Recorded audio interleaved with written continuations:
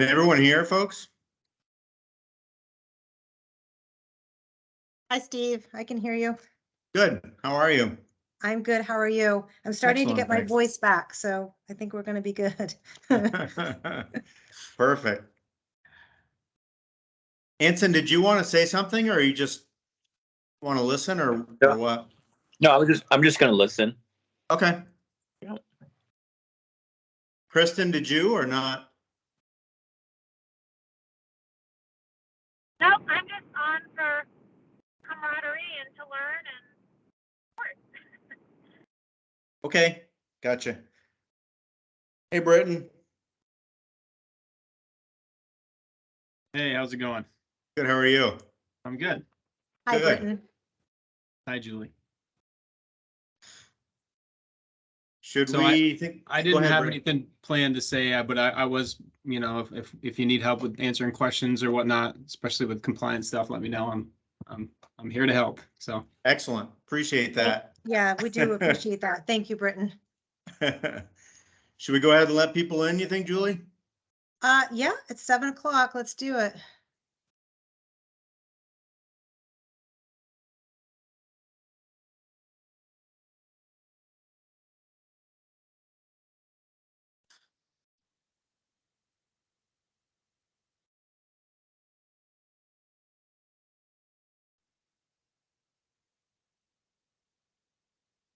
Hello.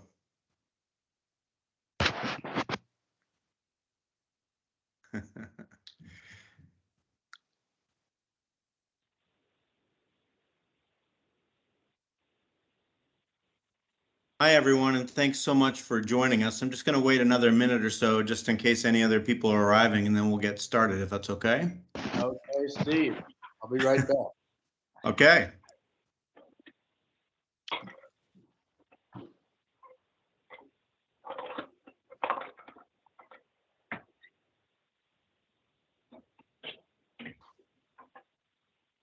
Dave, are you going to make some telemarketing calls after this? I like your headset. Hey, Dave, it's nice to meet you finally. I know we've talked on the phone several times, but this is the first time I've actually seen you. Yeah, it's great. Nice seeing you too. Yeah. Steve was talking to Dave. Is he this Dave or is there another Dave on the phone here? Fair enough. Sorry about that. Thanks for pulling this together. I mean, it's really important and needed. Well, thank you for that. We agree, and we've been looking forward to it. Took us a little longer to get together than we were hoping, but we're glad to be doing it now. As soon as Kurt comes back, we'll get started because I did tell him he had a second. Okay. Yeah, I'm always, if somebody asks me about on-farm slaughter, I'm always nervous because I always feel that I don't have confidence in giving people the absolutely correct information because there's some subtleties, and if you don't get those little subtle things, it creates confusion. Well, hopefully after this, you'll feel a little better about it. Okay. No, if somebody has a question, I'm going to say, call Julie. Oh. That's always the right answer. That's my answer. Well, I do appreciate that. Yeah. Well, I think I saw Kurt back in the room, so maybe we'll go ahead and get started. And so my name is Steve Collier. I'm general counsel with the agency, and I really want to thank you all for joining us. We've been looking forward to doing this. We understand the importance of on-farm slaughter. We really understand the importance of it to Vermont, to our farmers, to our rural communities, and to rural economic development, to consumers, to have fresh and healthy food. And so we also know there's been a lot of interest in this topic, and we really appreciate Carolyn, I see here. Hi, Carolyn. We appreciate rural Vermont, and Kurt Peterson's been great, and Graham, and talking to everyone. And all we want to do is get together so that everyone can understand the lay of the land and can have a better understanding of what is permitted. Just please keep in mind that what the law says is not necessarily what any of us would design. That's true in many different facets of the law. It's rarely satisfies everyone and never satisfies everyone. But it is there. And I think the message, I'm hoping that the takeaway that everyone has from this training is that there's absolutely a viable path to do everything. It's just that there are certain parameters that apply depending on what you want to do. So what we really want everyone to take away from this meeting is that if you have a question, please ask us. Julie will be talking in a moment, and I'll introduce her in just a moment. But she has a wealth of knowledge. Other people in our program do as well. We all want to help. That's our goal. And we also want to make sure that you all know how to do it right. And there really are those paths. So it's never maybe quite as logical as we might prefer, but there are means to do it that can, I think, can satisfy everyone's interest as long as we figure out how to do that. So we really do appreciate you taking the time out of your evening to come and talk to us. Julie Bovair, who's our meat program section chief, who's on the screen right now, will be giving an overview of how on-farm slaughter works. After that, we'll open it up to questions. For anyone who doesn't know, if you're on your phone, you can hit *6 to unmute yourself. You can also raise your hand and we'll call on you. And if you're on your video, there's a mute button you can hit on your screen to unmute so that you can talk. One thing I'd like to just point out is that we're here to educate. We do also have an enforcement role. We're not here to be involved in enforcement. So it'd be great if instead of saying what you do, you can just ask the question you'd like the answer to. So instead of saying I do it this way, is that okay? Please just ask the question that you want to ask, because that makes all of our lives better. We're here to help and educate, not to find out what you may have done wrong right now. Does that make sense to everyone? It's fair enough. Okay, great. So with that said, I'm going to turn it over to Julie, and this should be after Julie gives you the overview. We'd really like just to talk with you. We really would like everyone to come away with a good understanding of how the whole framework works. So thanks again, and please, Julie. Thanks. And I like the giggles in the background, Dave. So thanks for that. So thanks, everybody. And as Steve mentioned, I'm Julie Bovair, and I'm the meat program section chief for the Agency of Agriculture's meat inspection program. I'm going to talk a bit about the personal use exemptions, but really I'm going to keep my speech short, because I really think we'd be better off talking amongst ourselves and asking the questions and getting more details. That way might be a better way to get through this. And then at the end, I do have a program, a policy that we have been working on here at the agency, and I'm really pretty excited to share it with you all tonight. It's just kind of another option that we put in place, and it's really has to do with the on-farm personal slaughter. But let me start with that first. So we've been talking about on-farm personal slaughter now. I've been the meat section chief now for 3 years, actually 3 years today. And I think that was the first topic. Carolyn, I met you, I think the first week I was in that position. And every year we seem to talk about this, and it's an ongoing issue trying to work through the issues and the misconceptions that we have, or you have, or the farmers have, and the people that are buying these animals have. And we really want to try to get this on one page, so we're all in sync with each other. So, and like Steve said, the on-farm personal use slaughter is ideal. You as farmers raise animals. People out there that don't have the means to raise these animals can still take part in being able to have this fresh Vermont meat that they so desire. But there are ways around the personal use, the on-farm slaughter that we do have to deal with. So here we are. So you as farmers, you have these animals, and you are selling those animals to someone who wants to be able to slaughter them for their personal use.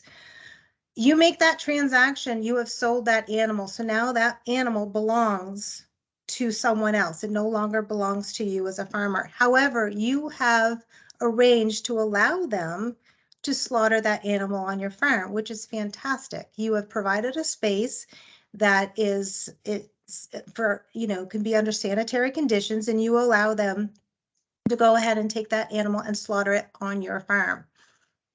So now that owner has the right to slaughter the animal.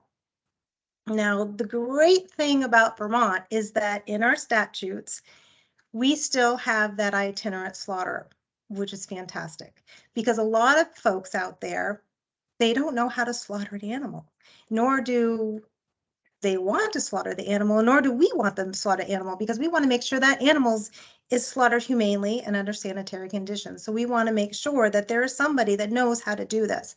So we have this itinerant slaughter, which is fantastic.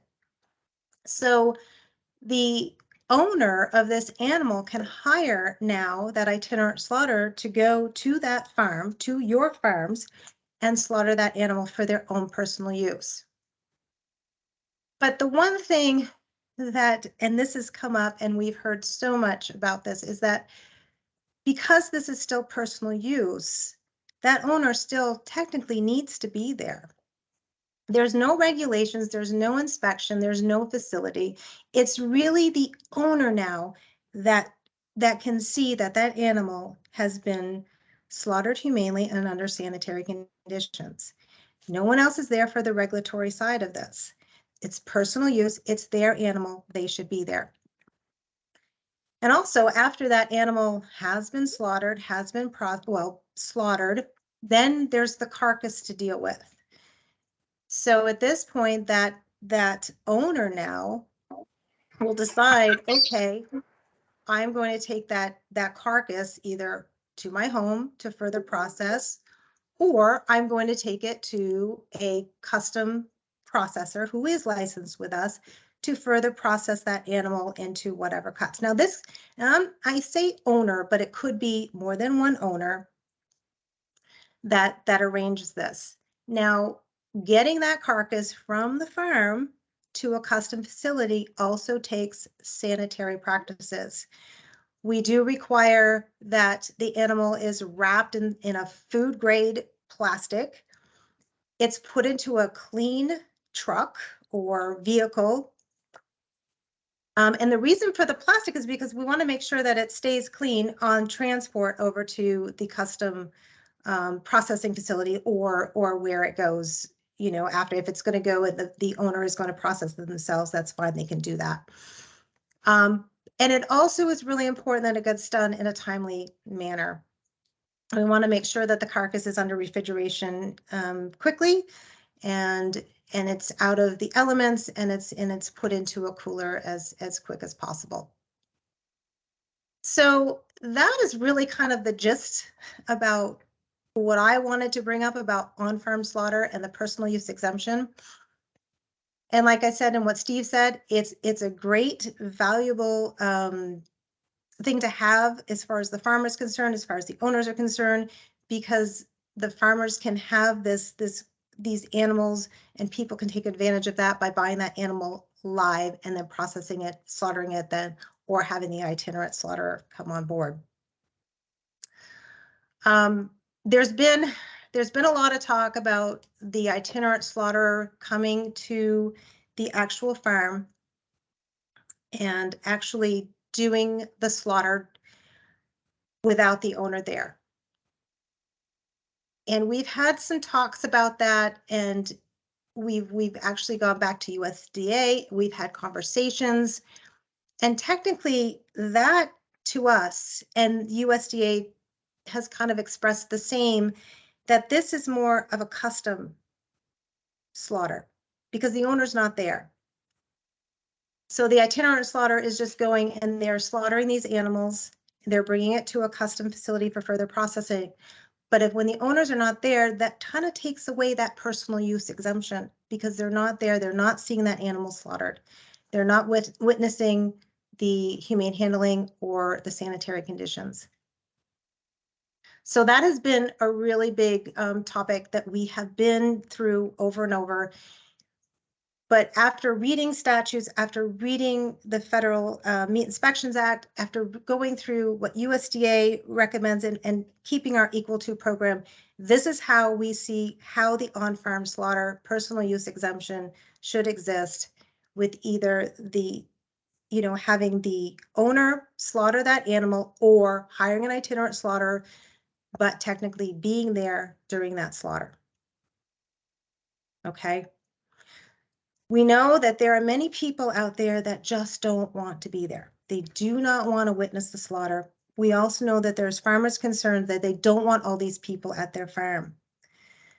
So we went back and between Britton and I and Dr. McNamara, we sat down and we looked at other states. We looked to see, okay, what can we do to relieve this? What can we do to help the folks that just do not want to be there? So we did come up with a policy, which is a custom exempt livestock slaughter, and it still follows the exemption of 303.1. But what it is, it's a custom exempt livestock slaughter that conducts with a mobile unit. Now, I'm going to say mobile unit now, but what we're talking about is an actual truck that has a cab. It's considered like a rig. We went and looked at Utah. We actually spoke with the folks over at Utah. They have a meat inspection program that is equal to FSIS, the same as ours. They have 42 of these rigs that go throughout the state of Utah. And they go to the farms, they conduct the slaughter of the farm, at the farm, just the slaughter. The rig is made and it has all of the essential equipment, sanitation, water, hot way to be able to heat water. And they use this to conduct the slaughter at these farms. And then just slaughter only, as I said, and then the carcasses are brought to a custom facility for further processing. The carcasses are all marked not for sale. They have tags on them with the owner's names. The owners sign a certificate of ownership forms. So everything is done by the owner's approval.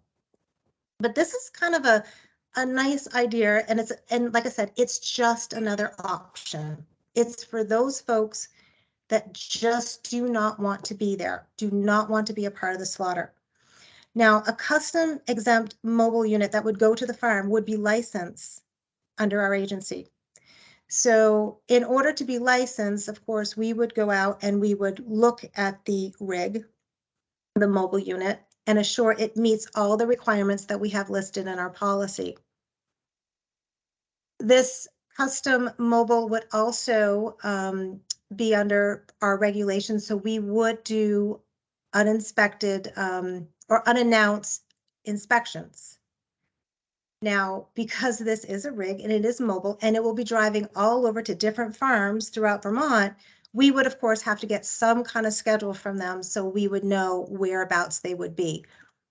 But we would always be there for the first one so we could see how it works and to be able to approve that license. We do that with every custom operator, custom slaughterer that has a brick and mortar facility. And we, of course, do that for our inspected facilities.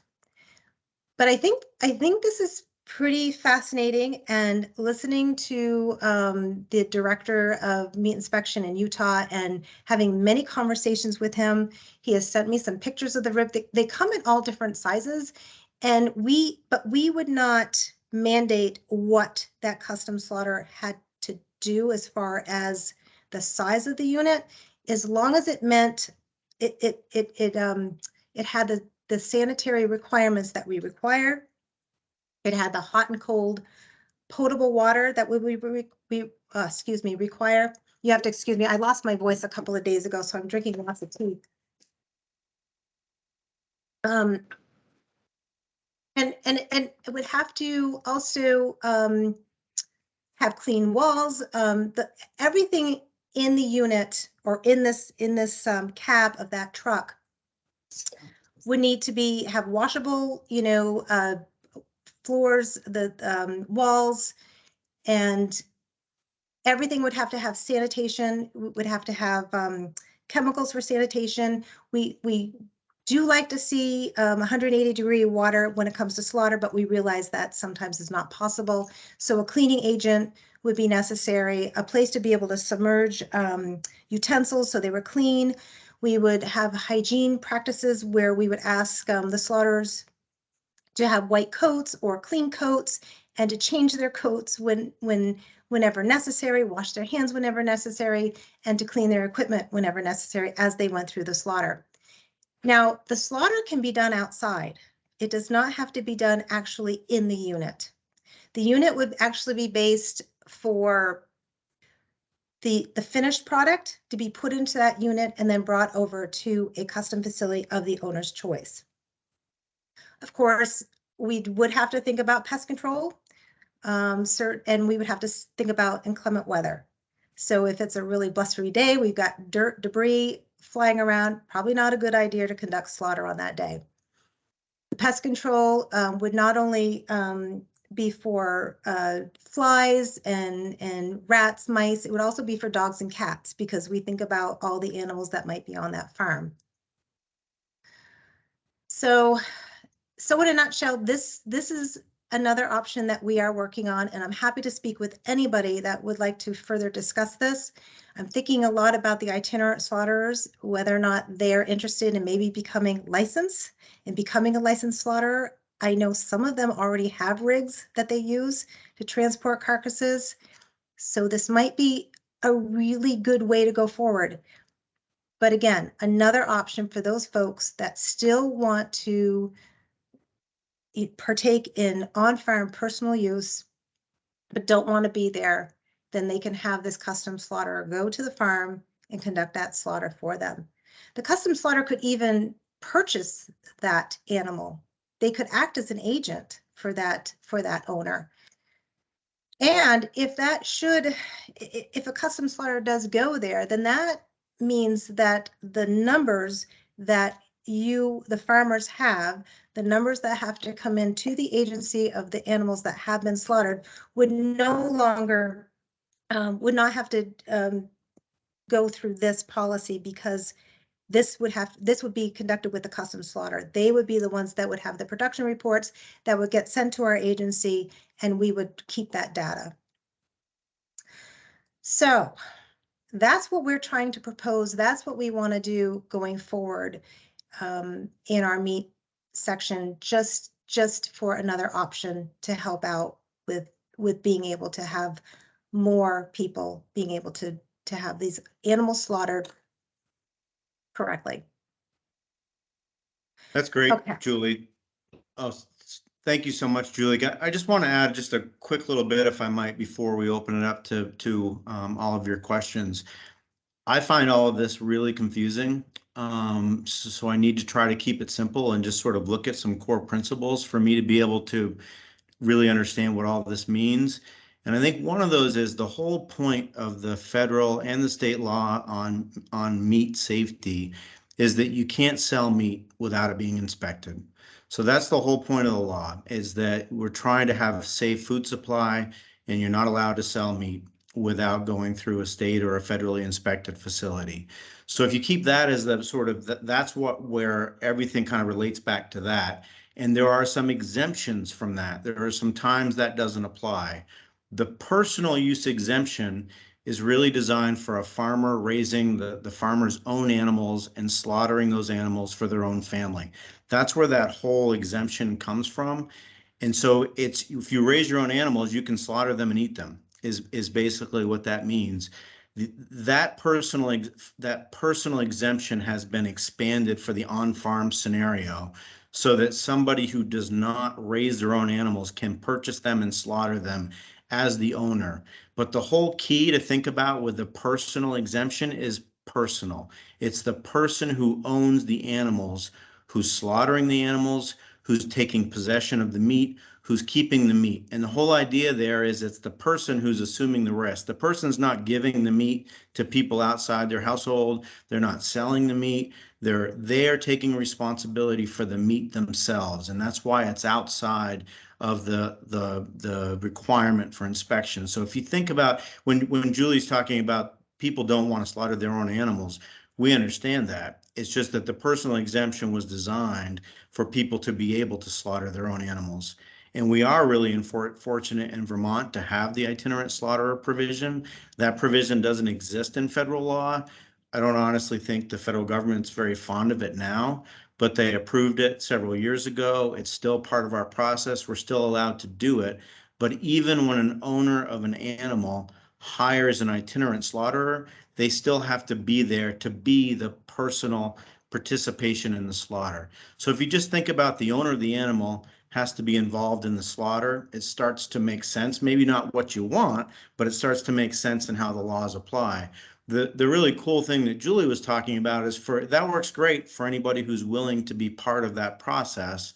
For people who aren't, there are other options, and it would be wonderful for all of our farmers and for all of our consumers if we could get more custom shops and more licensed shops too, frankly, but more custom shops because they can act as the professional. They can slaughter the animal and they can possess the meat and they can give it to other people. Only the owners of that meat, they can't sell it to other people, but the custom allows somebody to be a professional, and it takes the owner of the animal out of the equation and having to be part of that process.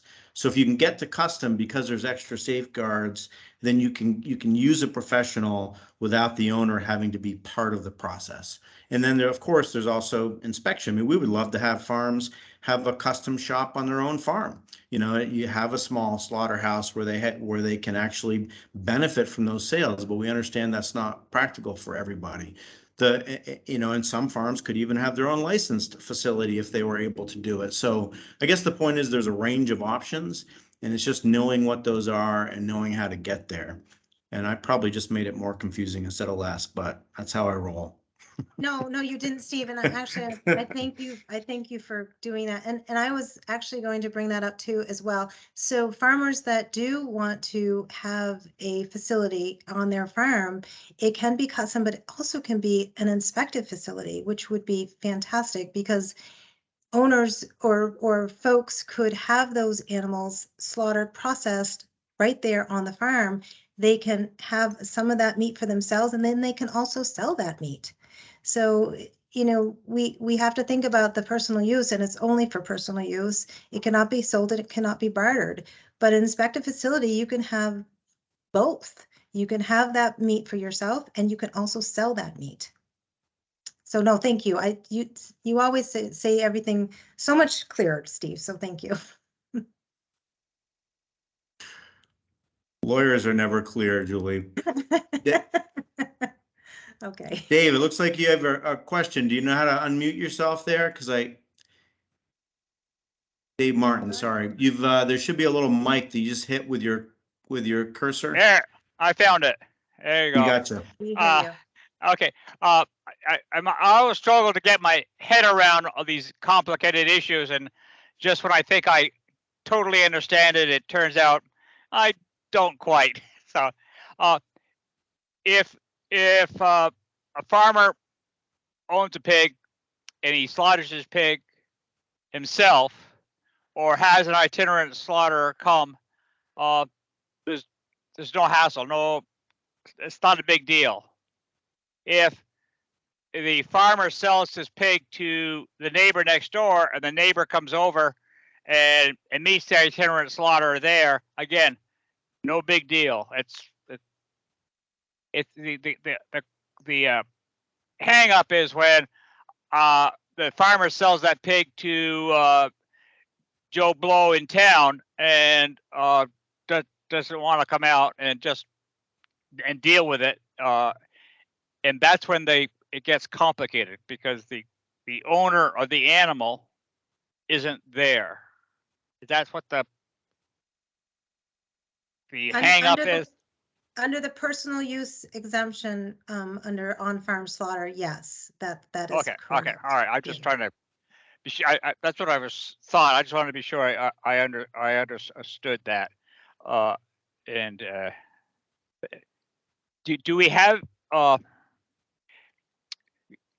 and I'm thinking in terms of small scale farmers and the struggle they have with trying to find a processor of any kind to do their animals. I have a date November 8th with a slaughterhouse to do 17 of my lambs. I got that date in January, and then I suddenly realized, well, gosh, I've got to start talking about next year. So I called around today, and I've got a date for 2023 in November. So when I called today to get a date, the date I got was over a year from now. The lambs I would be slaughtering aren't even conceived yet. So that creates a planning problem. So that's why one of the reasons I see on-farm slaughter is a partial solution to the lack of processing capacity. It's not a total solution, but it's a partial solution. And that's why I'm interested in this and trying to get clarity, because I think it can make a difference for, especially for smaller scale folks. Thank you. Yes, thank you. I see Kurt has his hand raised. Kurt, you want to ask your question? Kurt Peterson, sorry. I want the name and number of Dave Martin's abattoir, who is going to do 17 lambs this November and next November. That might cost you. Yeah, at St. Johnsbury and Carl Cushing's place.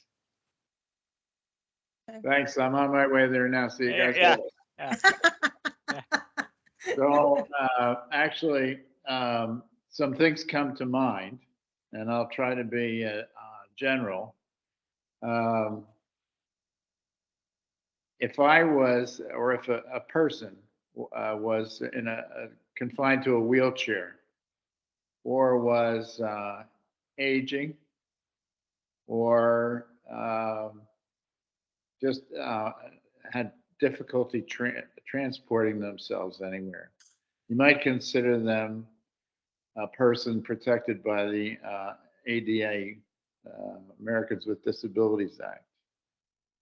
If one of those people wants to purchase a lamb share, it seems to me that the way we're reading this law, which may or may not be an accurate reading, I'll assume it's an accurate reading.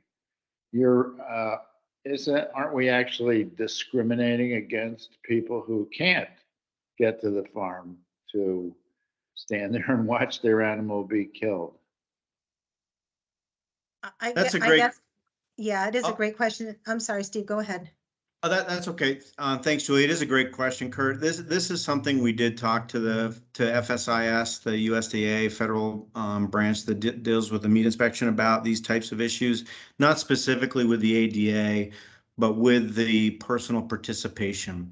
So I guess there's no perfect answer, but multiple people can own the same animal, and that means multiple households can own the same animal. So if this disabled person lived with someone else, then the other person in the household could be the agent for that household, so to speak, and could be the one participating in the slaughter and could then bring the meat back to that household so the disabled person could have it as well. It's not a perfect solution because obviously some disabled folks live alone and can't do that. I think I'm not an expert in this area on what the ADA would require, but it might require a reasonable accommodation. And that kind of a reasonable accommodation might mean somehow getting the person onto the farm so they could watch at least, because that's what we're requiring anyway, is their presence, not their active participation in the slaughter itself. It might even be arguable that a different accommodation, like watching by video, might be permissible for someone who was otherwise unable to participate. And I personally think that something like that would be acceptable if someone, I mean, I'm not giving you a legal opinion here, but I just think that that's a possibility for someone who could otherwise not participate because of a disability. But keeping in mind, the owner still has to be involved in the slaughter. So if there weren't other owners to be involved, that might be a bit of a challenge. But still, if someone were to hire an itinerant, if an owner, a disabled owner were to hire an itinerant slaughterer and they couldn't reasonably get to the farm in any way, then there might be an alternative like a video to be able to watch it. I haven't thought about that specific piece before, but I do think it's a possibility.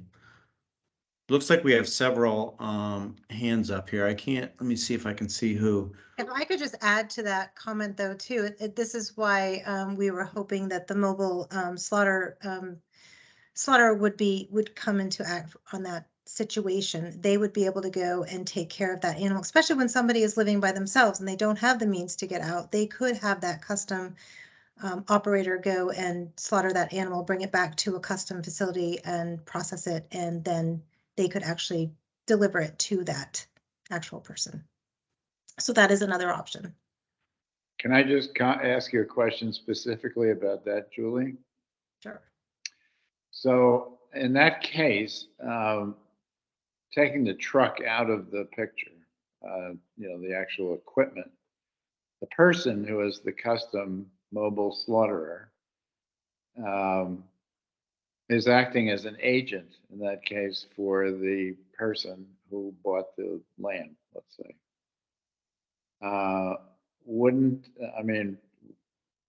It seems to me that if we allow agency in one relationship, that there could be multiple relationships in which an agency could apply. For example, if the person that Steve was talking about who was disabled and couldn't get to the farm wants to go to the grocery store and can't do it, he hires somebody to go to the grocery store, pick out the food and bring it back.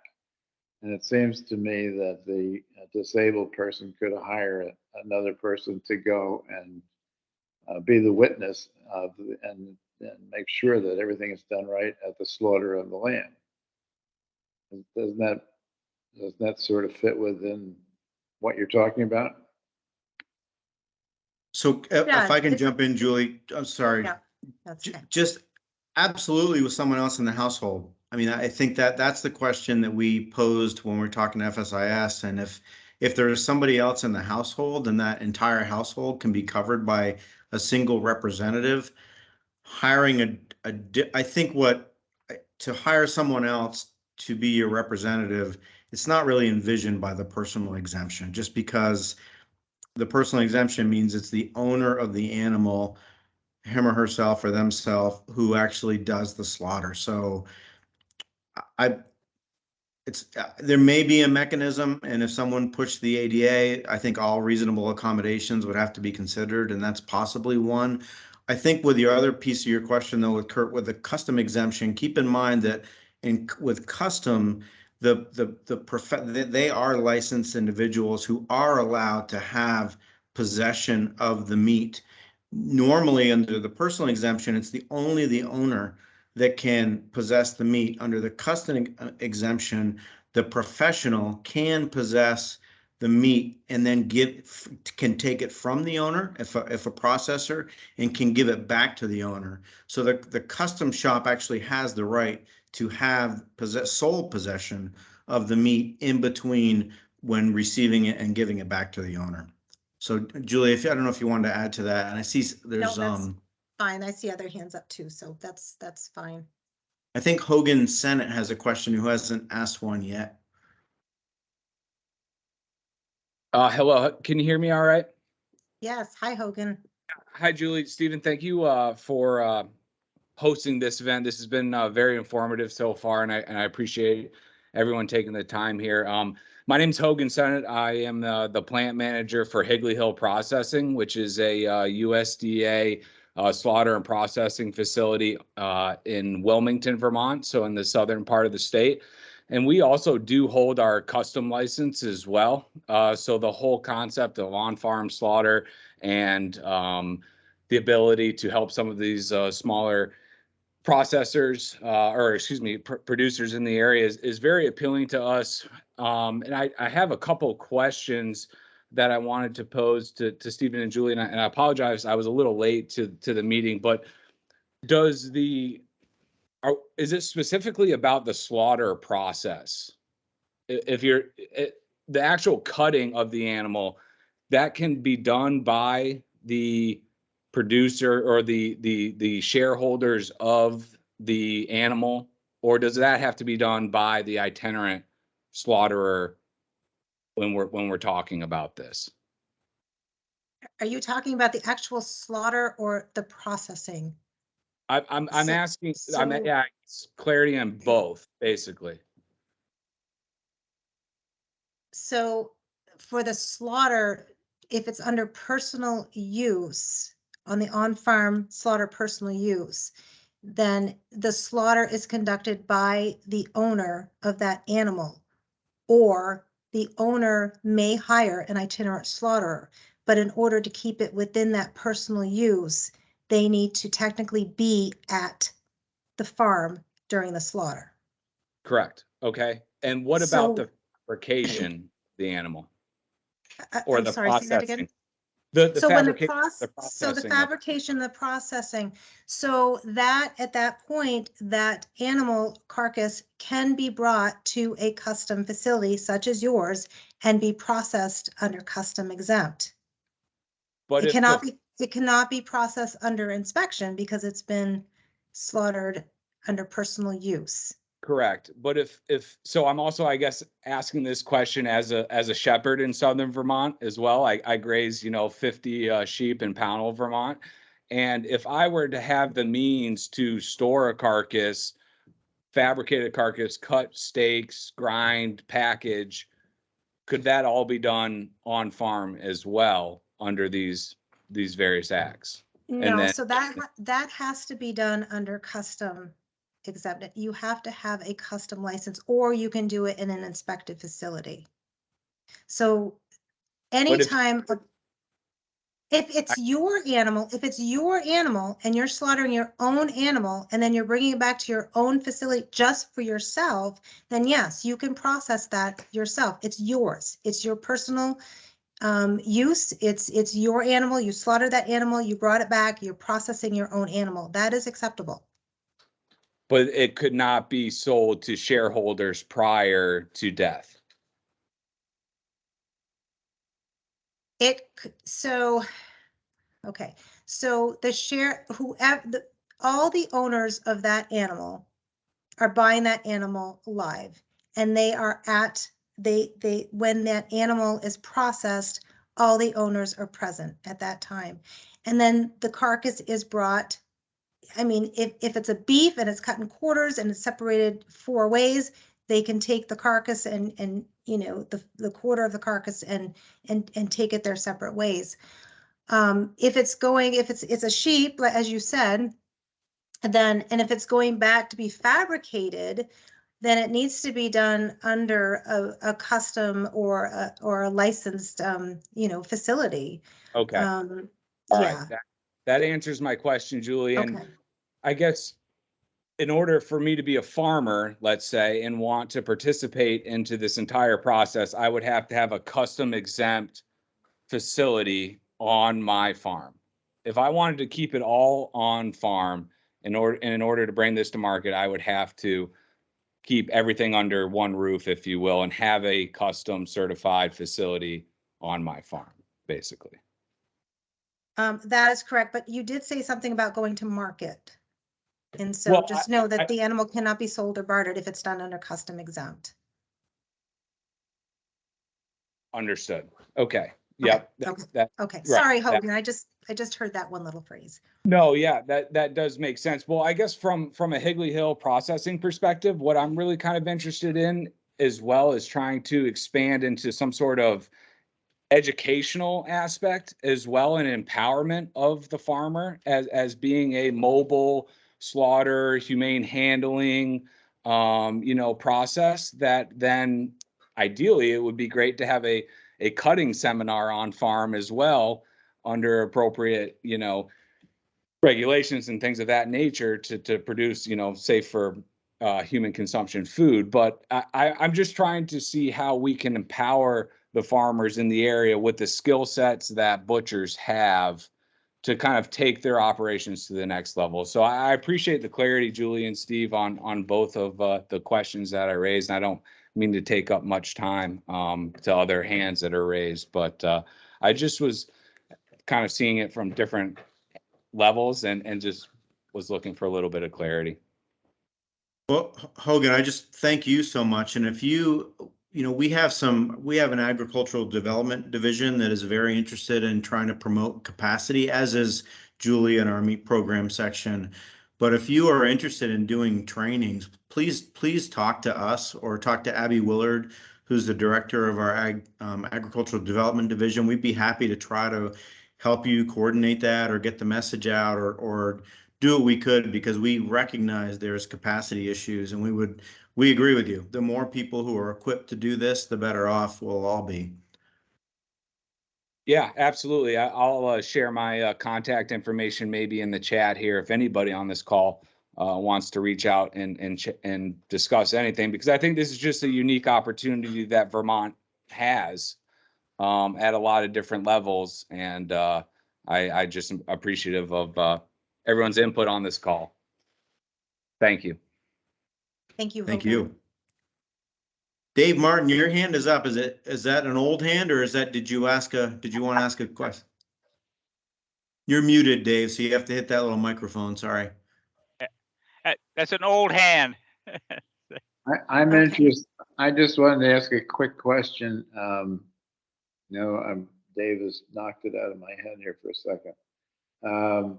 Something that Hogan just said, or no, it was something Julie said. Julie, oh gosh, I wish I could remember. All right, I'm sorry.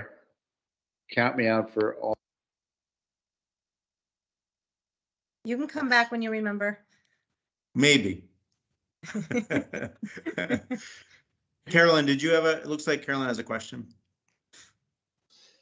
Yeah, I actually have two questions. One maybe in my capacity as legislative director at Rural Vermont, and one also on my personal behalf. Guess I'll start representing the organization first. But thank you both so much for taking the time and speaking with us today. And I really heard at the beginning saying, how you appreciated the practice and are in genuine support of it, and that you also kind of regret that your read of the law is kind of burdensome for farmers how to go about on-farm slaughter in particular, with the owners needing to be present as it currently stands with your interpretation.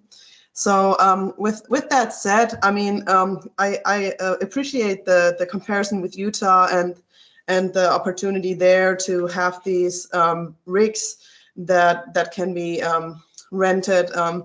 I guess for rural Vermont constituents and Vermont, I know there were like mobile slaughter units in the past that have proven not to be economical, that always seem to be just out of reach to be making the slaughter and sale of livestock for on-farm slaughter cost effective. So wondering on that end, if there's something in the make. Obviously that's something that's not accessible right now.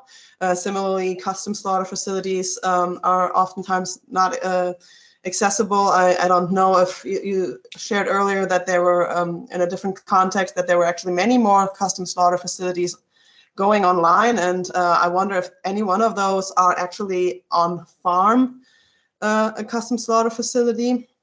That's one part of my question. Then just speaking to that support of the agency and the administration more broadly. I see Anson Tebbets is joining us on the call too, so I really appreciate the attention that the administration is giving to this topic. If you all would support a move to federally amend the personal use exemption and more clearly allow for owners of livestock to utilize the services of itinerant slaughterers, as in all of this, we must acknowledge that we're talking about the persistence of a profession that we have here in Vermont and the opportunity to invest, as Hogan was saying, in building out that skill set and investing in a new generation of itinerant slaughterers in Vermont. And I know from working with itinerant slaughterers like Mary Lake that it's kind of the benefit of the profession to have a low input infrastructure setup that allows getting into this profession. And I think what Hogan was envisioning is that that would be also something farmers could do to improve their viability farm viability if they have the skill set to be hired out on other farms as itinerant slaughterers or butchers, even though that's beyond reach by far at this time. So rural Vermont is making an effort nationally to do that. We're working with national partners, National Family Farm Coalition, Farm to Consumer Legal Defense Fund, Farm and Freedom Ranch and Alliance, and others to amend the Federal Meat Inspection Act and change the language that is, by the way, outdated. It speaks about someone slaughtering animals of his own upraising. It's been standing guidance of the FSIS that it's actually meant to privilege owners of livestock, since the industrialization of agriculture, not 60% of the society, but less than 1% of society actually do raise their own animals. And so we think it would be possible in a simple little paragraph to change that language to make clear that it's actually owners who can have agents, as Kurt was reiterating, to slaughter livestock on their behalf. So Julie, why don't you take, if you would, thank you, Carolyn, for that. And Julie, why don't you take the current custom capacity, and then I'll try to answer the question about the state of Vermont and whether it would support a federal amendment.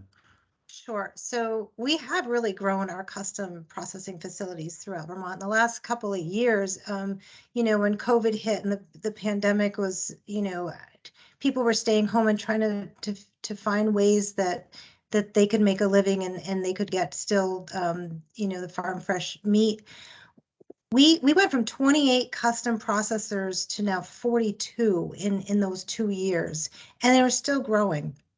I actually spoke to some folks today over in Jericho that actually want to raise animals and have the custom slaughter on their farm. We have another one over in Holland that does the same. They have they raise animals and they have their custom slaughter and processing right on the farm. We also have Pine Island over in Colchester that does the same thing. They have goats that they, you know, and they also slaughter under halal rituals. So they raise those goats on the farm and they have their custom slaughterhouse on the farm. We have other, we don't have many custom slaughters. There's 7 total, but we do have mostly the processors that are out there. And we're hoping that maybe we can have more of those custom slaughterers with this new policy that we're trying to promote. It is an investment, yes, for some of them, but it is a way to have them get onto the farm and actually be there. So the owners do not have to be, and it's just we'll provide that option for them. I don't know if I've answered that question all the way, but if there's anything else I can contribute, please let me know. Thank you, Julie. So Carolyn, to your question about the state of Vermont. So first of all, you know, our first priority in terms of this relationship is that we have to follow federal law. If we don't follow federal law, we can't have a program. And we think our program adds a lot of value to the Vermont, all of the Vermont industry that works on these issues. So that's our, you know, that's what we need to make sure we're doing. You know, I don't have the authority to say what we could support, but I can tell you that there's a process we'd have to go through and talk to the administration. But I don't see any reason why our secretary or the administration wouldn't be supportive of a federal amendment as long as the core objectives were still being met, that farmers could raise their animals, could slaughter their own animals, and that meat was being distributed safely. So as long as those core objectives are being met, I mean, from a personal level, and back to Kurt's question about the disabled person being present, I don't think that really adds a lot of value to the safety per se, but it's what the law says. And that's just, you know, and that happens all the time. The speed limit on the highway says 65. Some people think that's too high. Some people think that's too low. That's just what it is. And some people choose to follow it and some people don't. But I get back to the question. I don't see a reason why we wouldn't support something that made sense, because if the federal law changed, then we would by default have to change too. And as long as we agreed with the objective of what the proposal was, you know, I guess the best way to answer this is we are open to any suggestion. And then if if you make a suggestion, we will consider it carefully. Might provide some thoughts on whether what we like about it and what we don't, and would certainly be willing to talk to the congressional delegation about things that we like and what we don't like, and whether or not they might be willing to support it. So yeah, we're open to anything. We just can't. We just need to know what's being thought about, I guess, first. Thank you, Stephen. That's super helpful, and I look forward in sharing language with you that we're about to develop on that, and then following up with you. That's great. And I guess just on my private behalf, it's, also just a beginning sheep farmer, and I imagine the agency has a great interest that grazing and small scale meat production becomes more of a thing in Vermont, especially people who move here and like want to maybe revitalize some of these old farmhouses and the grasslands around it, maybe get into small ruminants and grazing and lamb production and the like. And, Rural Vermont successfully advocated for the doubling of allowances for the animals that may be slaughtered on farm through the personal use exemption. So technically, when we speak about lamb, then it could be up to 80 lambs that could be slaughtered on farm annually. And I have now 20, a breeding stock of 20. So I'm counting between 30 and 40 lamb that I would love to slaughter on farm. It's actually part of my business plan. We have constituents this also raising insurance questions about that because the insurance industry is also confused about what's legal and what's not. But as a practical stance, we haven't talked about much, like me as a beginning farmer now, how shall I go about when I'm trying to organize all these owners to come to my place and do all this organizing work? Like, I think you also said again that it should be the owners, not me, hiring the itinerant slaughterer community. Those are often people at the limit of their capacity, aging too, and not very available. Like, not that the itinerant slaughter community has like an online platform or that there's a database. These are word by mouth phone numbers that are being passed around, and I'm sure they would not be really favorable of now me having, when I share lamb shares by the quarter as well, that's legal for not just cows but also lamb, then I'm accounting with my 20 sheep and that make 30 to 40 lamb, let's say 30, then I'm counting like 30, 60, 90, 120 customers annually that all have to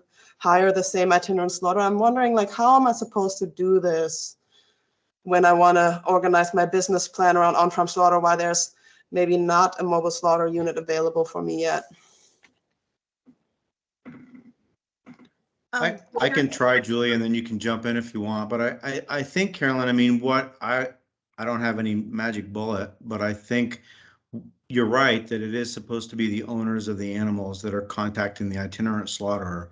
There's nothing whatsoever wrong with you as the farmer giving prospective buyers the identity of itinerant slaughterers that you might recommend or that are available. So in other words, I think you could have a form that you could give people that list itinerant slaughterers and maybe importantly list when your farm is available for itinerant slaughter, and then tell the buyers who want to buy from you to call the itinerant slaughterers and schedule a time that works for you.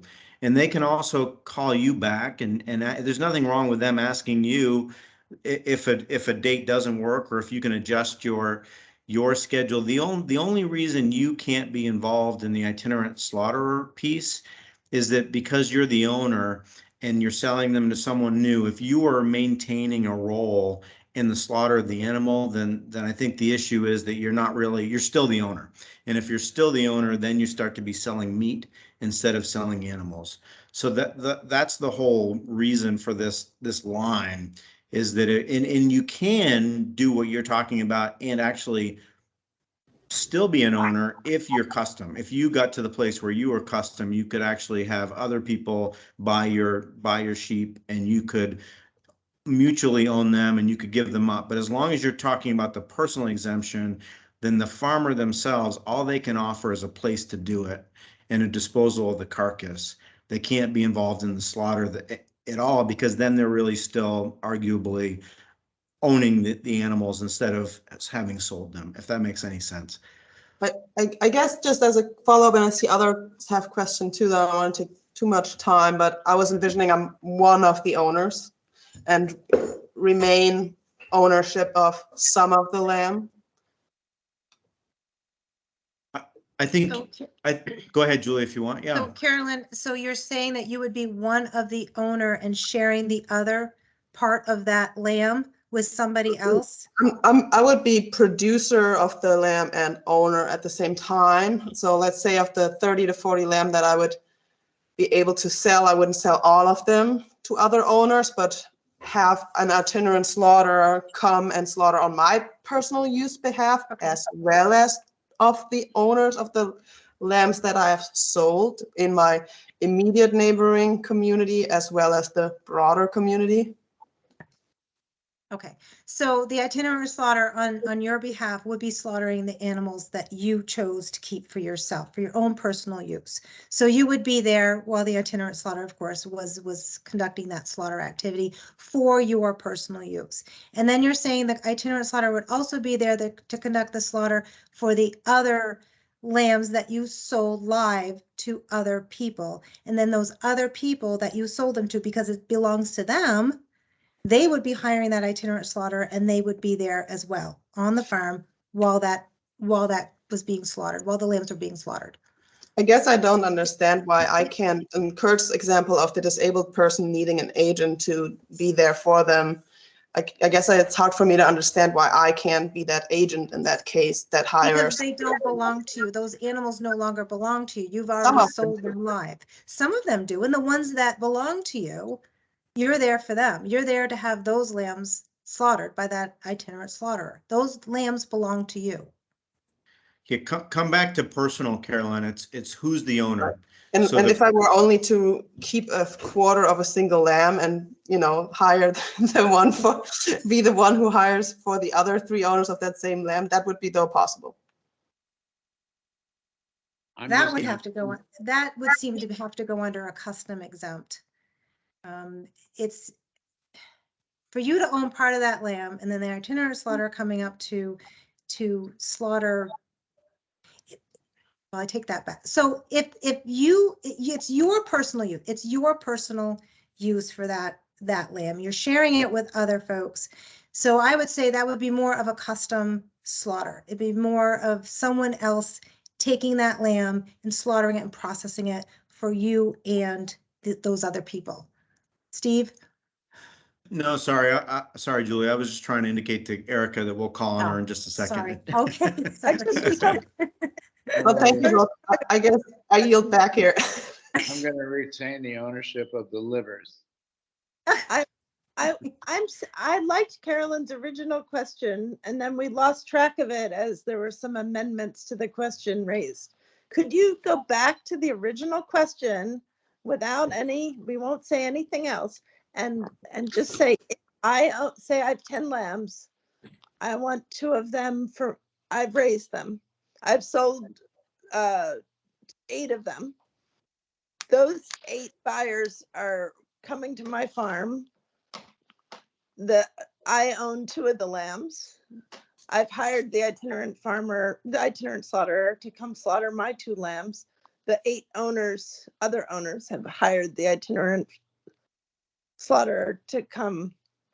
Conveniently, we found one day that it works for everybody. Surprise, surprise. And the sales have already been conducted. And we're all going to pay the itinerant slaughterer separately. Is there anything wrong with that scenario? No, not as long as each owner of each individual animal is there and is keeping and maintaining possession of their own meat. So like you would be there for your 2 sheep and you would take the meat and keep it from the itinerant slaughterer, and each of the other owners would do the same thing with the help of the itinerant slaughterer. That's the only, if you use an itinerant slaughterer, the only requirement is that the owner also has to be present for the slaughter, and then is actually taking the meat with them. Is taking the meat with them to wherever they want it processed? they can process it themselves. They can bring Right. it to a custom shop. Yeah. Okay. Yeah. And can a owner, this is an amendment to the question. Can one owner say to the other owner, you know, we each have our meat in our trucks. Hey, can you take my meat for me to the slaughter, to the butcher, to a custom butcher? Not unless they're in the same household. Each owner is supposed to keep possession of their own meat. I mean, that's the whole personal use, is you're supposed to be. Okay, but they could If put you it if you all. were riding together in the same truck, sure. If you Yeah, were both right. going to, yes, Yeah. absolutely. Sorry, Thank you. Sorry. yeah, Make that clear. yeah. Okay, I'll withhold the rest of my questions till Carolyn has finished hers. I'm sorry to interrupt her, but I love the first part of your question. I wanted to get back to it. That's all right. I appreciate you straightening it out, Erica. I wonder if others have questions too.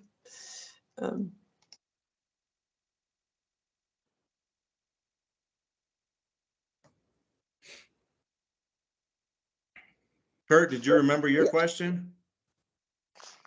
Oh, it looks Yeah, like, it was Hogan's remark, and he mentioned that he was going to put something in the chat. And in my attempts to try to find out where the chat is, I disconnected myself right out of the meeting.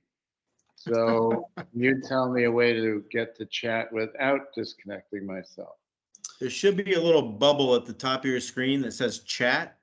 And if you click on chat, it should show any communications in there. It might be And at the Hogan bottom of your did leave his email address for everybody. So that's what he put in the chat, was his email address. So you can contact him. But That's nice to know, but I can't find it. well, that's probably because you left the meeting and came back after. It might not be there for you. Well, there isn't even a bubble that says chat anywhere. You press the three dots at the bottom of your screen, maybe. All right. And I'm looking there. I pushed all of those. That's how I got myself out. Show screen gallery, large gallery, together mode, show background, turn on live captions, keypad, and turn off incoming video. That's all I got. It should be next to your mic, where you click on the mic and the camera. It should be in that same bar. So I got camera, mute, only meeting organizers can share, more Should say action, raise hand, reactions or chat. show I participants. do see there's more questions coming up here now, There and are. there's also a constituent I know having trouble unmuting themselves, so might get a text message about that. And I did put a question in the chat a long time ago, so I'll just leave it there.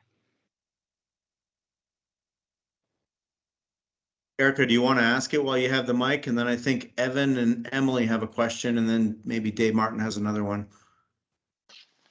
Sure, I'll just say my question out loud, which is, Julie was talking about the attractiveness of farmers building their own custom facilities or custom or itinerant slaughters building the rigs, and which was an idea we loved and explored about 15 years ago as a state, 15, 20, I don't know exactly, a while ago. And didn't seem to be economically viable at that point. Maybe there's a new way to make it economically viable. But I wanted to clarify Julie's suggestion about farmers creating custom slaughter facilities on farm. If in the scenario that I can make a clean room, like a washable room, clean room, follow those kinds of sanitary conditions, but I can't build my own, can't attach to a city sewer, and I can't add another mound to my property. I believe I can't meet the custom slaughter. I can't be equivalent to a custom commercial slaughter facility. Are you suggesting that there's something in between the equivalent to a slaughterhouse and being a custom on-farm slaughter So the one thing about being an on-farm slaughter, having it'd be your own animals, your own raising, correct? You wouldn't be Right. bringing any other animals in I for would also slaughter. want to You would sell be them. raising those animals and people would be coming and buying those animals on your farm, and then you would conduct the slaughter. So that puts you into a farm regulatory. So it's a bit different from having to have the same septic as what is, or the wastewater system as what A&R requires. But you could actually speak with the engineers over at Water Quality. And they could talk to you about that. It's a bit out of my wheelhouse, but they're actually, I was with one of them today, and this is exactly what he was doing at this farm. There are ways that you can have tanks to hold what's called the pink or the gray water from the slaughter, and it goes into these tanks. And if there's any manure or whatnot from the animals, they could go into a manure pit and then later be spread out on your land. There's all different ways that we could approach this, but you would need to speak with somebody over in water quality to get those requirements met. So it is different having your own farm, your own animals, than it is being commercial.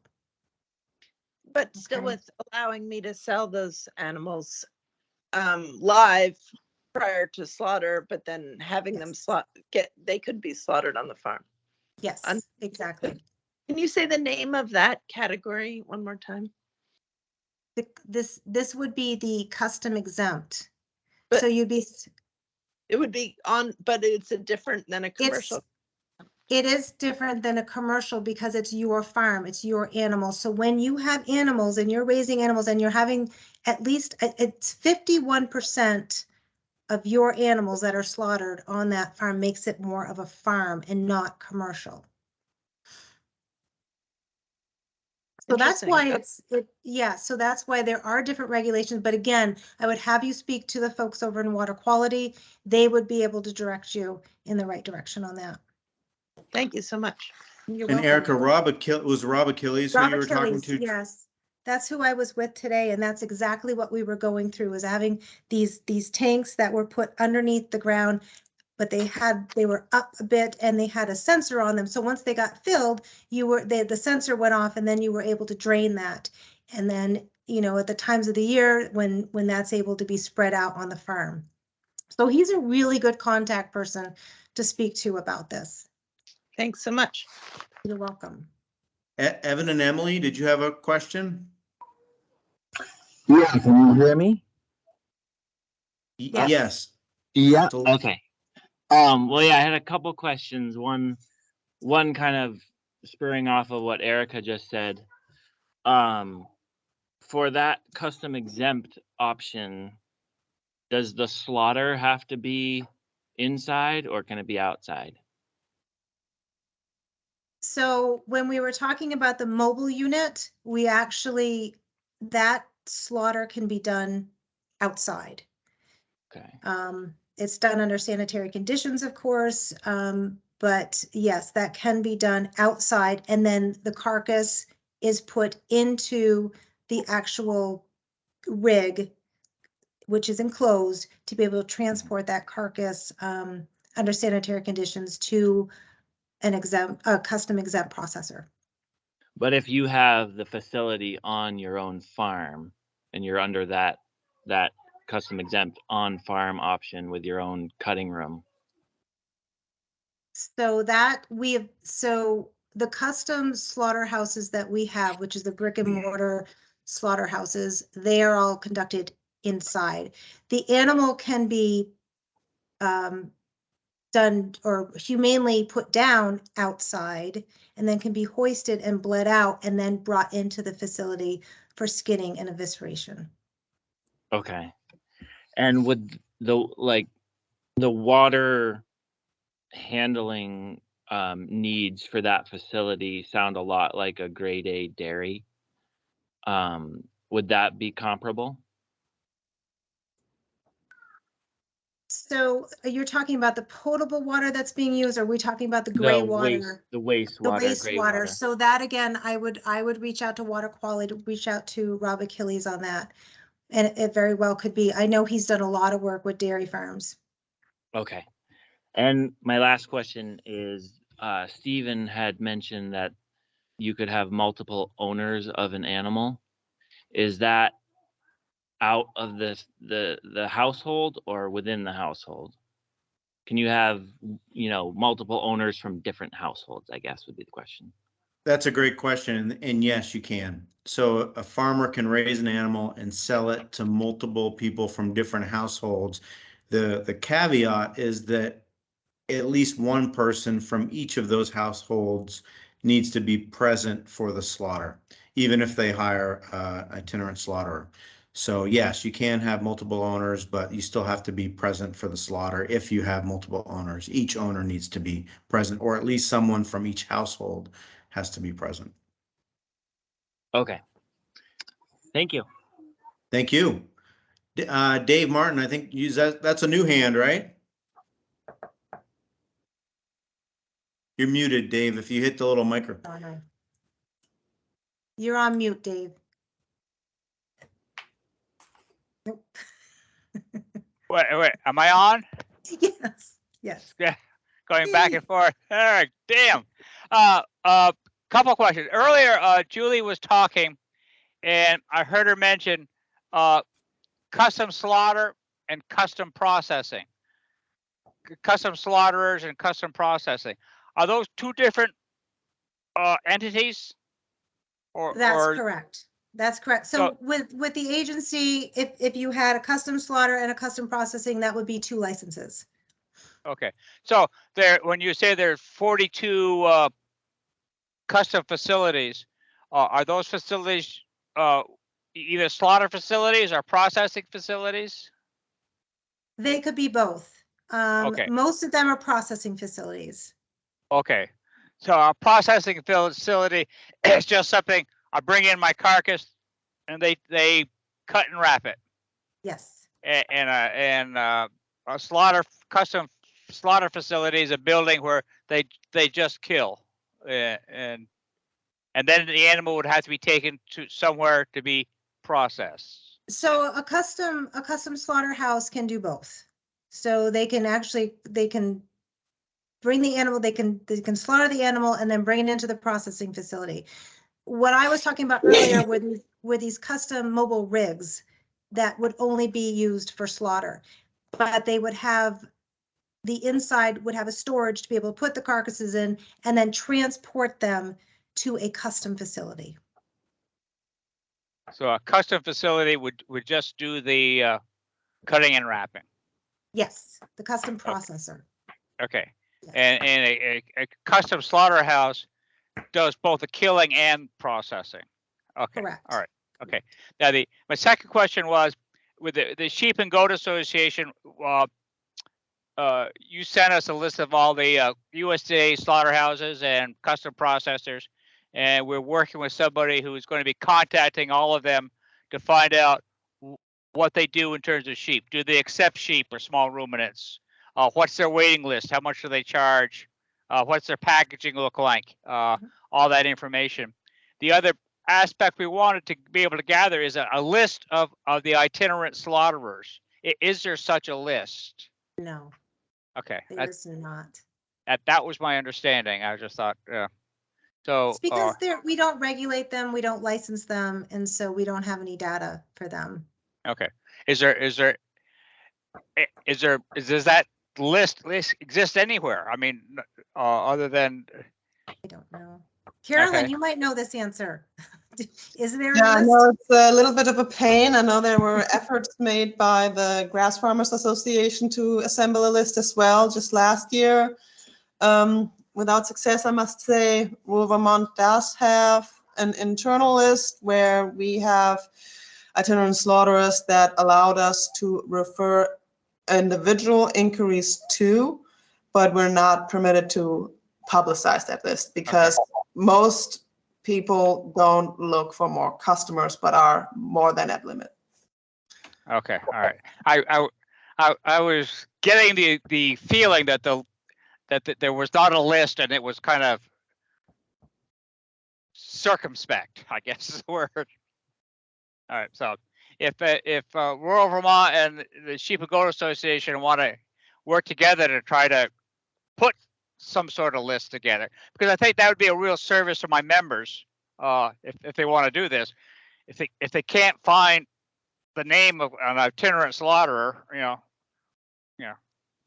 the process ends. So being able to. Yeah, they feel, I think we're running in a dead end there a little bit, but you can always send inquiries our way, and we are happy to refer to those people that we can refer to, but we can't share our list. Okay, all right, thank you. Thank you. Yeah. Thank you, Dave. I think Hogan, you have a question, yes?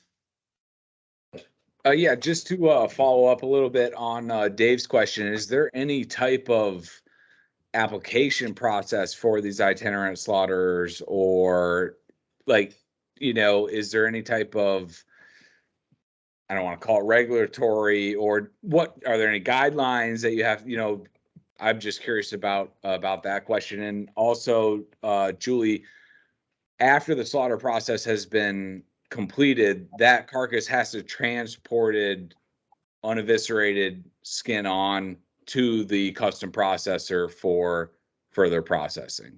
Do I understand that correctly, or could it be carcass? So it's the carcass, Hogan. It is the carcass that has been completely eviscerated. Hide is completely off. That carcass is clean. Understood. Yeah. And as far as the itinerant slaughter, we don't have any regulatory control on what they do. We don't license them. They do not have to apply for a meat handler's license. We don't even know who they are. So unfortunately, yeah, we have no regulatory control or any data on them. Okay, understood. Yeah. I did, my next question was escaping me, I'm sorry, but thank you for answering those. You're welcome. Thank you. Kurt, I think you have a question. Kurt Peterson? Yes, thank you. A long time ago in this meeting, Steve and you were talking kind of indirectly about training. And I'm wondering if it seems to me a lot of the things that we're talking about tonight have to do with a shortage of meat cutters. I was at a Green Mountain Smokehouse the other day, and they can't take any animals because they don't have enough people to cut meat, and they're paying half again what they were paying last year in wages. They still can't get anybody. And also, if there was going to be an effort and resources dedicated to training, perhaps you might consider including itinerant slaughter, because apparently, from what Carolyn said, there aren't enough of those either. I don't know what you can do about the fact that a 40-pound lamb doesn't weigh 300 pounds, so it doesn't warrant a hook at a slaughterhouse. But if there were enough slaughterhouses and enough hooks, I suppose a 40-pound lamb would have an equal chance to have a vote. I was told at Green Mountain that if he can hang a 300-pound pig on a hook or a 40-pound sheep, what did I think he was gonna do, right?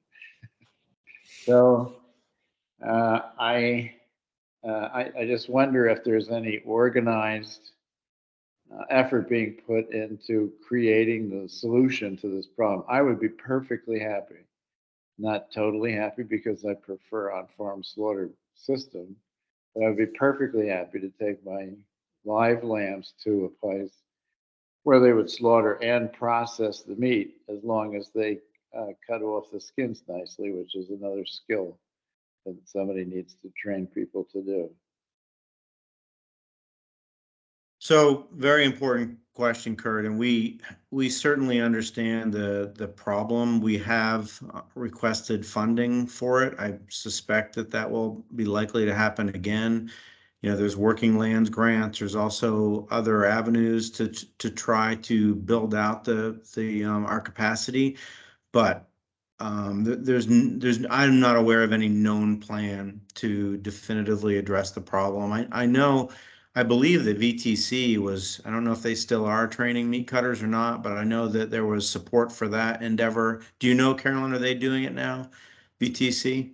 I think, well, I can't speak for VTC, and but it is an issue that the Farm to Plate Meat Supply Chain Group is also concerned about. And they recently, I was not available at that meeting, but I'm part of that group, and we invited VTC to speak to. I think they received funding to expand even their program, and I certainly put in a good word with that person who is organizing that to also address training needs for itinerant slaughter next generation community. Thanks. So And I think that's all in the make. And we actually invited an itinerant slaughterer to come to this training, Kurt. We were hoping that she could kind of describe how she does it. And I mean, maybe if there's enough of a need, it might be a great business model there are some people that I'm told are terrific in the state, and it'd be wonderful if they have the capacity to train others, but I don't know. It's a deficit for sure. And I wish that I had an easy solution, but I don't think we do. Unless you want to sign up.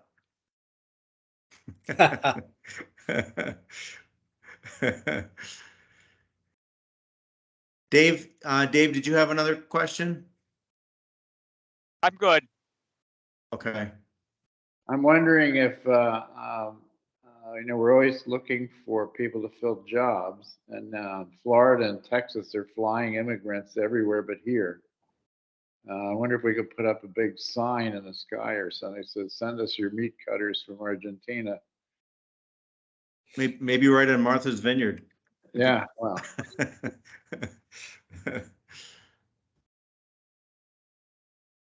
Yeah, it's pretty tough. We're even seeing that in our slaughterhouses as well. They're suffering a lack of employees, and we're growing as a program, and we are in need of inspectors. The federal government is as well. So we're seeing the lack of jobs, everywhere right now, and it's been very difficult on all aspects of, your areas, our areas, and it's been pretty tough.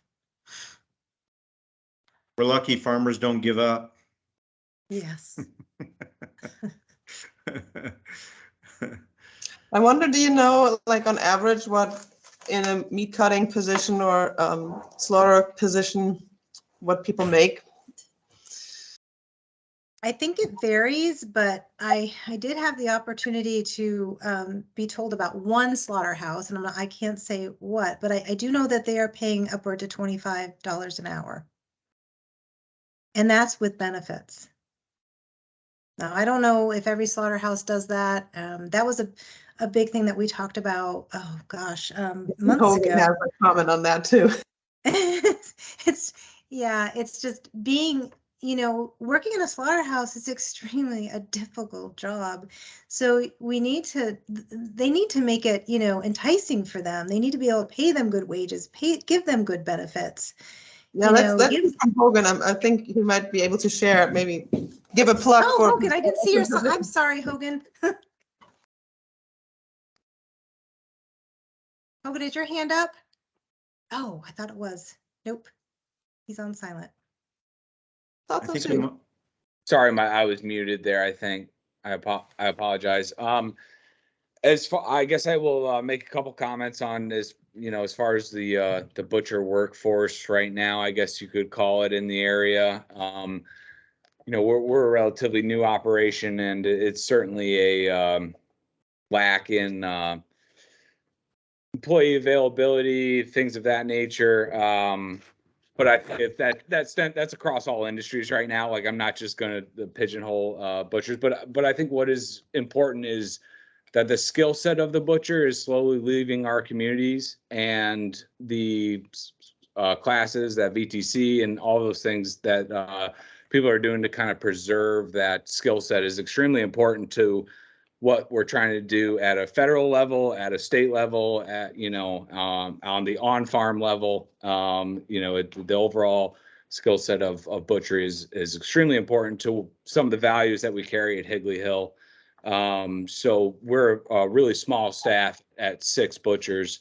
But you know, we are making a difference in the communities, and that's what is important to us. So with the on-farm slaughter, though, I am curious because we are a relatively small facility that is also federally inspected, and the capacity constraints between our cooler space with custom processing for these potential itinerant slaughter places and the federal demand for producers that want to take their product directly to market is tough for a smaller facility. So I guess the question that I had was, what type of opportunities may there be for state level grant work, federal level potentially as well, for not only itinerant slaughterers to get the equipment costs that are needed, the potential trucks to transport these carcasses to these custom facilities for finishing, and the facility that may also be existing there, that may be able to expand carcass cooler capacity to accommodate these on-farm itinerant slaughters. And I know it's kind of a long-winded question, but that was just one that I had. Well, Hogan, that's a great one. And I would just say that the governor's budget is in development right now. And obviously the budget, first the governor recommends a budget and then the legislature decides what to appropriate. So that's an ongoing process. It is recognized by our agency as a need. You know, we do want to help farmers and producers expand capacity. Whether or not those dollars will be appropriated, I don't know. It always helps to let your local legislators know what you care about and what you think about, and or the governor's office if you'd like, and or us. But the way that it generally works is, I mean, the governor submits his budget in January, and then the legislature usually passes the budget bill around May. So there's a while before that, you know, our next round comes out, but it certainly, we understand that it's a priority area, and we hope to be able to award additional funds. And there is an ongoing, generally speaking, our working lands program gets an annual appropriation. And the working lands, it's a board that issues grants and targets areas.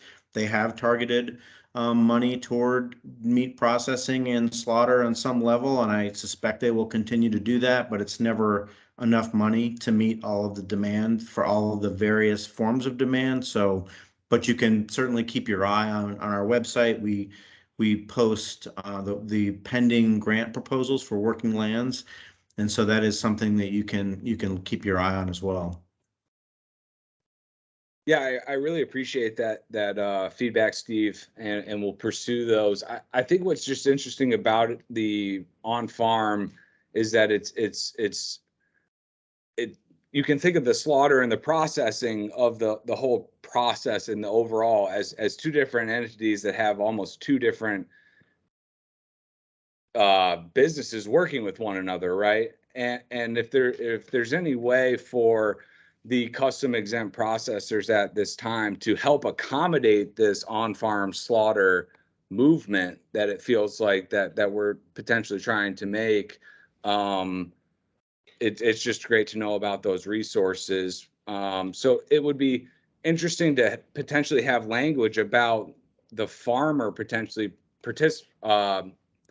doing the processing not under a custom exempt. I mean, is there any way that could be something that could be entertained at like a state evaluated level, county evaluated level? I don't even know like how far you could potentially whittle it down, but from a federally inspected plant right now, although we are a very small federally inspected plant in the grand scheme of things, I just don't have the ability to accommodate to this movement at this time, just because of demand versus federally inspected product versus product that comes out the door not for sale.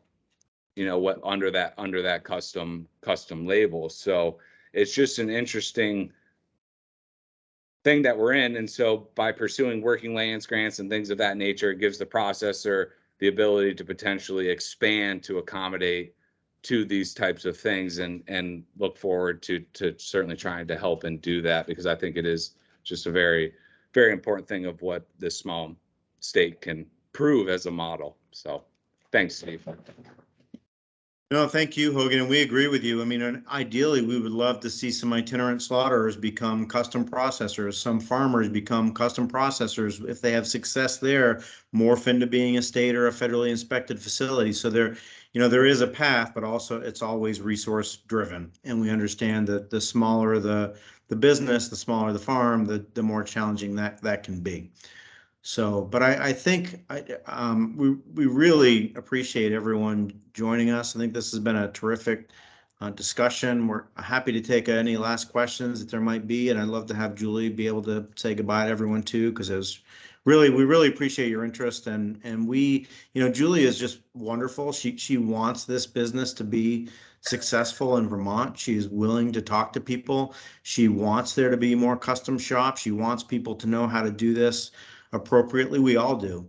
So please don't hesitate to reach out to us with your questions, your ideas. That's what we're here for, is to help support all of you in your endeavor. So to keep Vermont the way we love it. So thank you. Thank Yeah. you. Yeah, thank Thank you you all all. so much for coming tonight. I really do appreciate talking to each and every one of you, and we'll do this again, and but we'll stay in touch always, okay? So, and we'll keep pushing on. So thank you all. Appreciate you both. Thank you. Thank you very much.